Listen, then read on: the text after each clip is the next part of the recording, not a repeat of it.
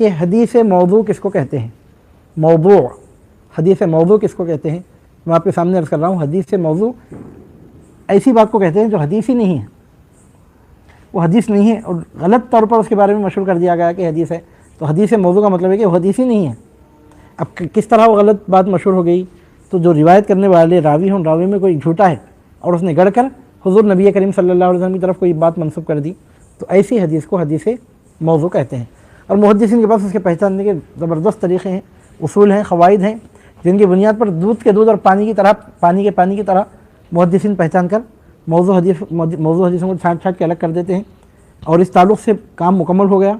गुज़िश्ता सदियों में कई मुहद्दिसीन ने अल-मौज़ूआत के उन्वान से किताबें लिखी और उन मौजू हदीसों को काट छाँट कर अलग कर दिया। मिसाल के तौर पर बताया जाता है कि एक शख्स कद्दू बेचने वाला था, चाहता था कि कद्दू कसरत से बिके, तो उसने लिख कर लगा दिया दुकान पर, क़ाला रसूलुल्लाह सल्लल्लाहु अलैहि वसल्लम मन अकल दुब्बा दखल जन्ना नऊज़ु बिल्लाहि मिन ज़ालिक।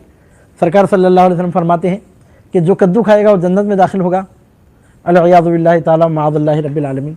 तो इस तरह गढ़कर जो हदीसें बयान की जाती हैं, ये अक्सर बातिल फ़िरक़े वाले गढ़ते हैं हदीसें। इस तरह बातिल फ़िरक़े वालों की आदत होती है हदीसें गढ़ते हैं बाकायदा, जैसा कि नासिबियों की आदत होती है कि वो जिनको अपना वो हीरो मानते हैं उनके बारे में हदीसें गढ़ते हैं। हज़ारों हदीसें गढ़ी गई। और अब ये राफ़िज़ी फ़िरक़े के लोग हज़रत सिद्दीक़ अकबर फ़ारूक़ आज़म के ख़िलाफ़ हदीसें गढ़ते हैं, लेकिन मुहद्दिसीन उन हदीसों को काट छाँट कर, मतलब है कि उनको अलग करके रिसर्च मुकम्मल कर दी मुहद्दिसीन ने। तो हदीस मौजू का मतलब यह है कि वो हदीस ही नहीं है किसी एतबार से, मतलब ये हदीस ही नहीं है, किसी झूठे ने गलत बात गढ़ कर हुज़ूर नबी करीम सल्लल्लाहु अलैहि वसल्लम की तरफ मंसूब कर दी, नऊज़ु बिल्लाहि मिन ज़ालिक। तो हदीस मौजू उस हदीस को कहते हैं कि जो सिरे से हदीस ही नहीं है। अलबत्ता हदीस मौजू के बारे में ये है कि ऐसा हो सकता है कि एक हदीस बाज़ मुहद्दिसीन के पास मौजू हो, बाज़ मुहद्दिसीन के पास मौजू ना हो। उसकी वजह यह है कि एक मुहद्दिस को एक हदीस एक सनद से मिली, दूसरे मुहद्दिस को वही हदीस दूसरी सनद से मिली, तो मुहद्दिस को जिस सनद से हदीस मिली उस सनद का एतबार करते हैं और राय क़ायम करते हैं।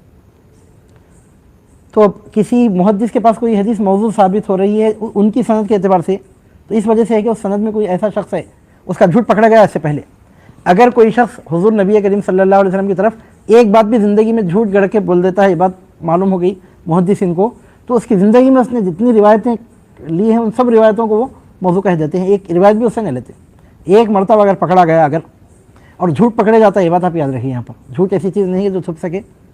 बोलते हैं कि झूठ को पैर नहीं होते, चल नहीं सकता झूठ, कहीं ना कहीं बराबर पकड़ा जाता है। तो अब एक मुहद्दिस को एक हदीस मौजू होके मिली, दूसरे मुहद्दिस को हदीस मौजू होके नहीं मिली। तो एक हदीस मुहद्दिस के पास अगर वो हदीस मौजू है तो इसका ये मतलब नहीं कि दूसरे मुहद्दिस अगर उसको मौजू ना कहें तो ये गलत है, वो सही है। जिनको जो सनद मिली वो सनद का एतबार करते हुए उस पर हुक्म लगाते हैं। और बाज़ मुहद्दिसीन ने तशद्दुद बरता है हदीसों को मौजू बताने में। तो ऐसे मुहद्दिसीन जब किसी हदीस को मौजू कहते हैं तो तन्हा उनके बोलने पर भरोसा नहीं किया जाता, दीगर मुहद्दिसीन की राय भी देखी जाती है। मिसाल के तौर पर खुले तौर पर मैं आपके सामने अर्ज़ कर रहा हूँ, अल्लामा अबुल फ़रज अब्दुर रहमान इब्नुल जौज़ी रहिमहुल्लाह बहुत बड़े जय्यद आलिम दीन हैं और इल्म फ़न का आपने दरिया बहाया है, लेकिन हदीसों को मौजू बोलने में आप बहुत आसानी से कई हदीसों को मौजू बोल दिया करते थे। यही वजह है कि अल्लामा इब्नुल जौज़ी के जैसे बुज़ुर्ग जो बहुत जल्दी किसी हदीस को मौजू बोल देने के आदी हों, उन्होंने अगर किसी हदीस को मौजू कहा हो तो दीगर मुहद्दिसीन ने क्या कहा है ये भी देखा जाता है। वो एक पूरा फ़न है।